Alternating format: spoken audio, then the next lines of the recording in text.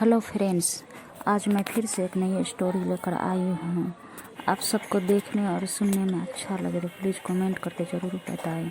और मेरे चैनल पर नए आए हैं तो प्लीज़ मेरे चैनल को सब्सक्राइब कर दें और बेल आइकन बटन भी दबा दें। बढ़ते हैं अपने स्टोरी की तरफ। अल सुबह फजीर की अजान के साथ ही अलका जाग उठती थी और उसकी रोज़ाना की दिनचर्या भी शुरू हो जाती थी। लेकिन आज अजान की आवाज़ के बाद भी वह बिस्तर से उठी नहीं। नींद तो खुल गई थी परंतु बिस्तर से उठने की हिम्मत नहीं हुई।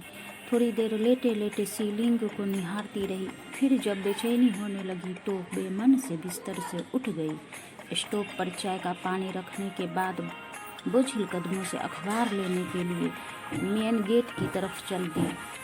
फर्श पर पड़ा अखबार उठाते ही वह चौंक गई। पास ही एक सफ़ेद रंग का लिफाफा पड़ा था।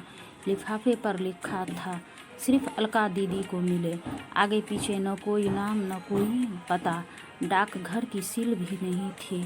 इतना तो तय था कि कोई व्यक्ति खुद यहाँ लिफाफा डाल कर गया है, लेकिन कौन और क्यों, इसी अधेरबुन में जिज्ञासा हुई और तुरंत लिफाफा खोल कर देखा तो एक चिट्ठी रखी मिली।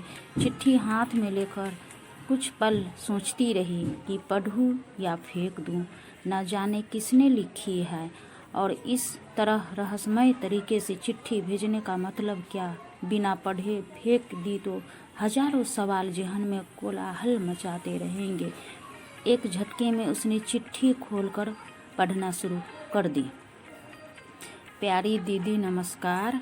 मैं ही वो बदनसीब चोर हूँ जिसने दिन पहले आपके घर में सेंधमारी कर लाखों रुपये की नकदी और सोने चांदी का आभूषणों पर हाथ साफ किया है। अलका को काटो तो खून नहीं। पहली लाइन पढ़ते ही अलका का चेहरा गुस्से से तमतमा गया। पिछले 3 दिनों के दौरान हुआ घटनाक्रम तेजी से आंखों के सामने घूमने लगा।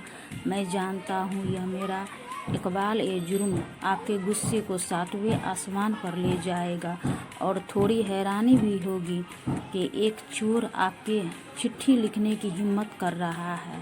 आपका गुस्सा होना बेहद लाजमी भी है। आपकी जीवन भर की जमा पूंजी चुराकर मैंने आपके और आपके परिवार के हर सदस्य के सपनों का हरण किया है।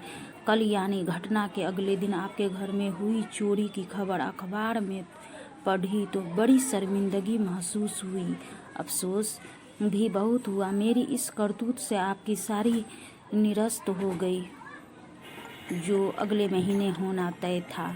ऐसा लगा मानो जिस बहन की शादी का सपना मैं बरसों से देख रहा था, आज उसी बहन का नया संसार बसने से पहले खुद अपने ही हाथों से उजाड़ दिया। जी हाँ अलका दीदी, मेरी एक बड़ी बहन है दिशा। परिवार में हम 3 लोग हैं, माँ, दिशा और मैं। अपना दुखड़ा सुनाने से पहले मैं कुछ कह देना चाहता हूँ। दरअसल मैं वैसा चोर नहीं हूँ जैसा आपने सोचा है। अपने ऐशो आराम या मेहनत से बचने के लिए मैंने ऐसा शर्मनाक और गैर कानूनी कर्तव्य नहीं किया है। हाँ दीदी, मैं स्नातक हूँ और फिलहाल बेरोजगार हूँ। पिता का देहांत मेरे बचपन में ही हो गया था।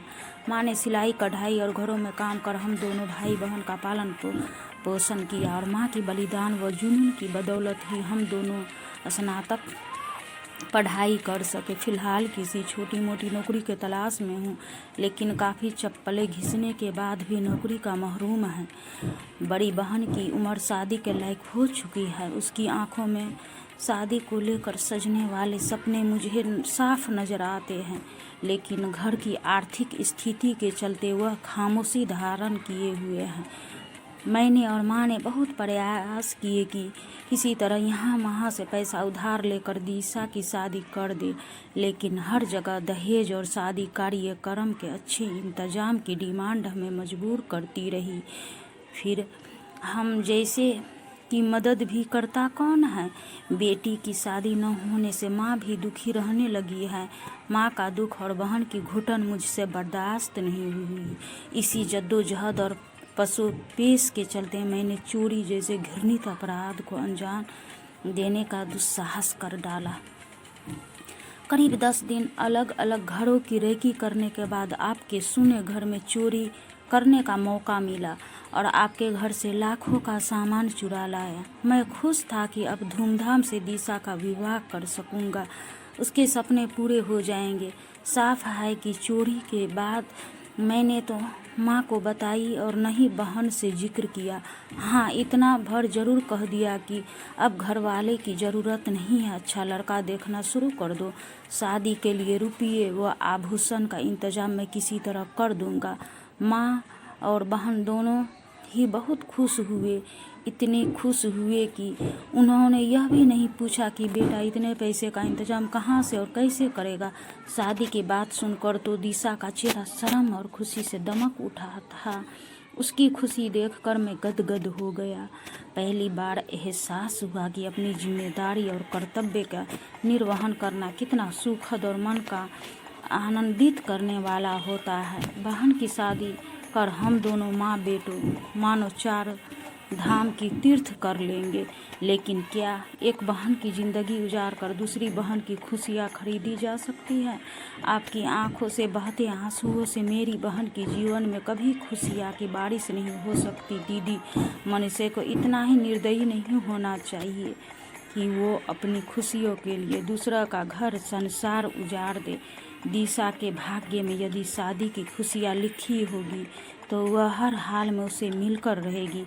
बड़े बूढ़े कहते भी हैं कि भगवान ने सबकी जोड़ियां बनाकर ही भेजा है।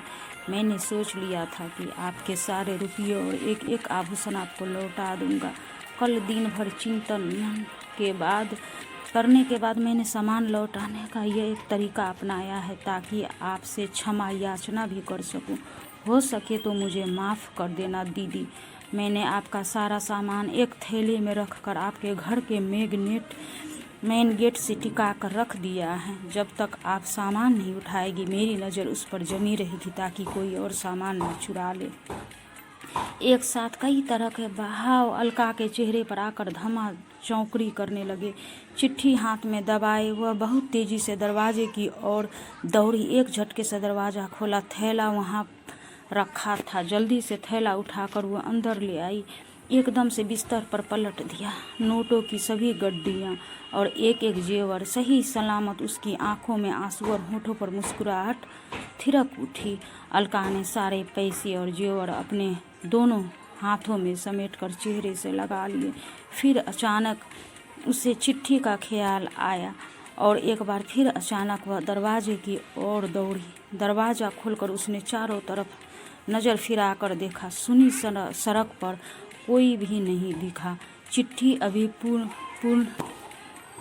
पूर्ण नहीं हुई थी। आगे लिखा था, एक गुजारिश है दीदी, इंसानियत व कानून दोनों ही नज़रों से मैंने एक ऐसे अपराध का अंजाम दिया है और उसकी सज़ा भी कानून में तय है। एक न एक दिन कानून के लंबे हाथ मुझ तक पहुंच ही जाएंगे। मेरे जेल जाने के बाद माँ और दिशा की ज़िंदगी बर्बाद हो जाने का पूरा अंदेशा है। अतः मैं जानता हूँ कि पुलिस में दर्ज चोरी का मुकदमा आप वापस ले लें ताकि मैं पूरी तरह से बेफिक्र होकर अपनी माँ और बहन की सेवा कर सकूं, उनका सहारा बन सकूं। नमस्कार दीदी। अलका ने फौरन अपनी माँ और अन्य परिवार को जगाकर सारा किस्सा सुनाया। उनके सामने जेवर व रुपये रख दिया। माँ का तो खुशी के मारे रो रो कर बुरा हाल हो गया। सभी ने भगवान का लाख लाख शुक्र अदा किया और ईमानदार चोर की इंसानियत पर अलका ने मशरूका वापस मिलने की जानकारी पुलिस को देकर अपनी FIR भी वापस ले ली।